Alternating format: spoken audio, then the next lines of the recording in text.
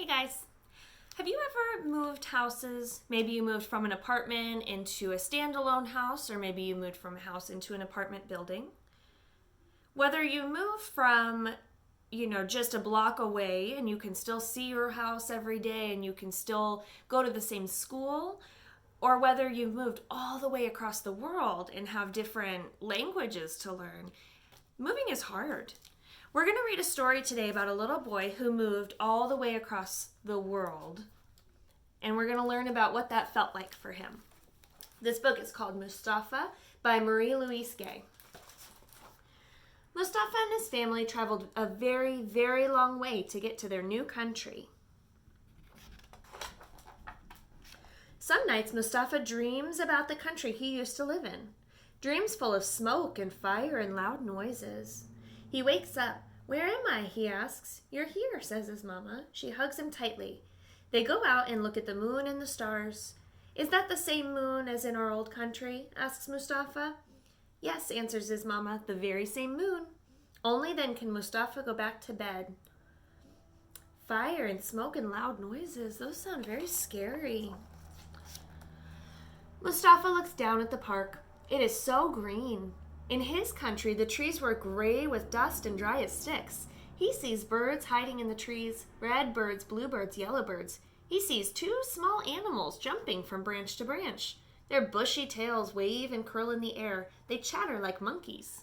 What do you think those are? Can you see them down there? I don't think he's ever seen squirrels before.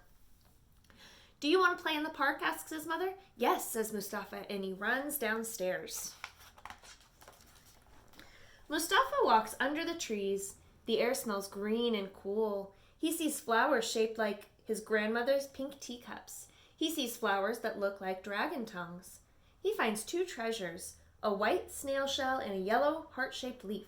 Mustafa sees a parade of ants carrying tiny blades of grass like flags. They look like the ants in his old country. So do the soft, fuzzy caterpillars. So do the buzzing bees. So this all feels a little familiar to him. He looks pretty calm there. Mustafa hears a noise. He hides behind a tree. A girl walks in the park. She holds a ribbon tied to a cat. In Mustafa's country, cats were skinny and wild. They lived in the trees. They didn't wear ribbons. The girl sees him. She says something. Mustafa doesn't understand her words. He pretends to tie his shoe, then he runs back to his apartment. So where he's from, cats aren't usually pets. Interesting. "Back already?" asks his mother. "What did you see in the park?" Mustafa tells her about the flowers that look like Grandmama's pink teacups. He tells her about the parade of ants waving their flags. He shows her his white snail shell and his yellow heart-shaped leaf. "Lovely," says his mother, but he doesn't tell her about the girl with the cat. It looks like they moved into an apartment building. See stairs that lead up to their house? The next day, Mustafa sees shiny red bugs with black spots. They look like jewels. You see what bugs he found? Ladybugs. Maybe he didn't have those where he's from. He finds more treasures, an acorn, a speckled stone, and a perfect drawing stick. Mustafa draws an airplane in the sand. He draws the house he used to live in. He draws clouds of smoke and fire. He draws broken trees. Oh, that all sounds so scary. Suddenly, the girl with the cat is there. She points to the drawings and says something. Her words float in the air and disappears. Mustafa drops his stick and runs away. I think Mustafa doesn't speak English just yet. I don't think he understands the girl's words. The girl draws flowers, butterflies, and stars. She draws her cat. The clouds of smoke and fire disappear. So do the broken trees. So all of those scary things from Mustafa's old home that he drew are getting covered up by some more happy things. Mustafa goes to the park every day. The trees have turned bright orange and red. Is this magic, he wonders? You remember he said that he didn't have a lot of healthy trees in his other country, so he maybe didn't have trees that changed colors. He sees an old lady feeding breadcrumbs to a whirlwind of pigeons. In Mustafa's country, there was not enough food to share with the birds. The old lady speaks to them. She must be a magician. Mustafa wishes he could speak bird language.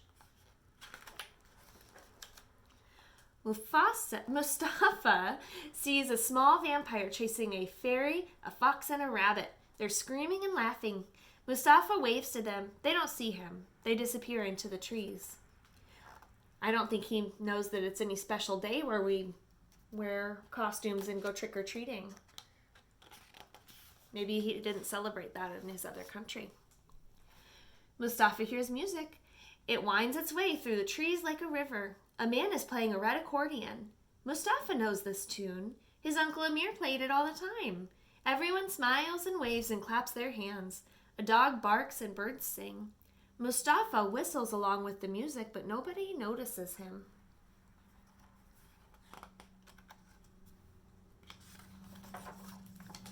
Mama, asks Mustafa, am I invisible? If you were invisible, I couldn't hug you, could I? Asks his mama. He's having a hard time feeling like he belongs. The next day, Mustafa sees the girl with the cat. Before she can see him, he scrambles up to the top of a huge tree.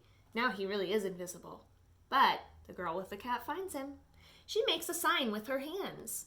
It means, come with me. So she's beckoning him. She found a way to talk with him without using words. Very clever.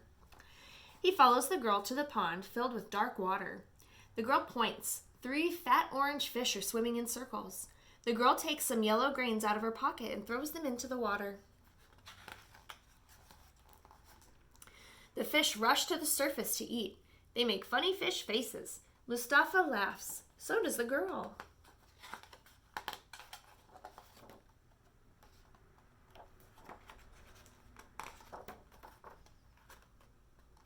Aha. I knew there was another page. There we go.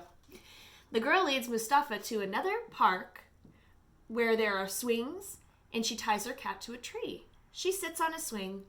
The girl swings back and forth, higher and higher. She looks down at Mustafa. He sits on a swing. He swings slowly back and forth, then higher and higher. Together, they almost reach the treetops. Together, they almost reach the clouds. The girl points to herself and says something. It sounds like Maria. It also sounds like music, happy music. Then she points to Mustafa. He understands. Mustafa, he says. Maria smiles, and Mustafa doesn't feel invisible anymore. That was so clever for that little girl to have thought about using her body language in order to communicate with Mustafa. That made him feel so much more welcome. That turned things around for him. The book got me thinking. We have been spending time with our families for a while now. When we come back to school, we might be a little bit out of our routine, right? So do you guys have any suggestions for how me and Miss Julie and Miss Sherry, Miss Elizabeth, how we can help make it a little more comfortable to come back to school? Do you guys have any worries about coming back, or are you guys just excited to get back and play? I know I am. Look forward to seeing you guys again soon.